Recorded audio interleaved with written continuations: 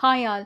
நிறைய அம்மாக்கள் வந்து என்னோட டிஎம்லயும் சரி, கமெண்ட் செக்ஷன்லயும் சரி கேட்குற ஒரே ஒரு விஷயம், என்னோட குழந்தையோட வெயிட்டு பொறந்ததுலேருந்து இப்போ ரொம்ப கம்மியா இருக்கு. ஸோ நான் இதுக்கு வந்து என்ன பண்றதுன்னே தெரியல. நான் என்னதான் வந்து சாப்பிட்டாலும், பண்ணாலும் எனக்கு வந்து என்னோட வீட்ல பெரியவங்க சொல்றத கேட்கும்போது எனக்கு அவ்ளோ கஷ்டமா இருக்கு. "என்ன இவ்ளோ ஒல்லியா இருக்கான்? நீ வந்து அப்ப சரியா பால் குடுக்குறதில்ல" அப்படின்னு சொல்லிட்டு எல்லா குறையும் என் மேல மட்டுமே வந்து சொல்றாங்க.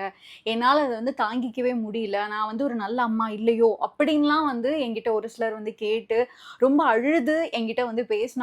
நான் அவங்களுக்கு எனக்கு தெரிஞ்ச ஒரு சில சொல்யூஷன்ஸ் வந்து நான் குடுத்துட்டேன். தன்னோட குழந்தை நல்லா இருக்கணும், ஆரோக்கியமா இருக்கணும்னு நெனைக்கிற முதல் ஜீவனே வந்து அம்மா தான். அதுக்கப்புறம் தான் வீட்ல உள்ள மத்தவங்க எல்லாரையுமே நம்ம வந்து சொல்லலாம். மில்க் சப்ளை வந்து குறையறதுக்கு மெயின் காசே பார்த்தீங்கன்னா, ஸ்ட்ரெஸ்ன்னு சொல்லிட்டு தான் எல்லா டாக்டர்ஸுமே சொல்றாங்க.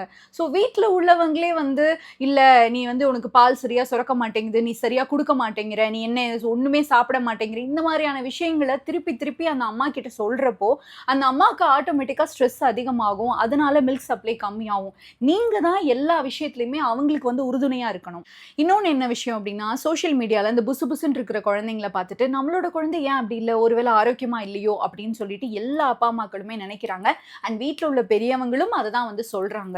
இங்க ஒரே ஒரு விஷயம் தான். நான் வந்து இப்ப ரீசென்ட்டா டாக்டர்ட்ட போய் கேட்டப்ப கூட, டாக்டர் வந்து சொன்ன விஷயம் என்னன்னா, பொறக்கும்போது இருக்கிற வெயிட்ட விட, இப்போ ஒரு பொறக்கும்போது வந்து ஒரு 3 கிலோ இருக்காங்க அப்டின்னா, இப்ப 6 மாசம் ஆயிடுச்சுன்னா டபுள் மடங்கு ஆகணும். இதுதான் வந்து மெயின் விஷயம். நல்லா கொழுக்கு முழுக்குன்னு புசு புசுன்னு இருந்தா தான் ஆரோக்கியம். ஒல்லியா இருந்தா ஆரோக்கியம் இல்ல அப்டின்ற ஒரு விஷயமே கிடையவே கிடையாது. ஸோ எல்லா மாம்ஸ்க்கும் நான் மறுபடியும் சொல்றேன். டாக்டர் போய் பாருங்க. நல்ல ஒரு பேலன்ஸ்டு டயட் எடுத்துக்கோங்க. அவங்க வந்து சஜெஸ்ட் பண்றாங்க, டாக்டர் சஜெஸ்ட் பண்றாங்கன்னா, அதுக்கேத்த மாரி நீங்க ஃபார்முலா ஃபிட் பண்ணுங்க. அதுல எந்த தப்புமே கிடையாது. ஸ்ட்ரெஸ் எதுக்குமே ஆகாதீங்க. வீட்ல இருக்கிறவங்க தயவு செஞ்சு அம்மாக்கள ஸ்ட்ரெஸ் பண்ணாதீங்க. அவங்களுக்கு அவங்க குழந்தைய சூப்பரா வளர்க்க தெரியும். பாய்.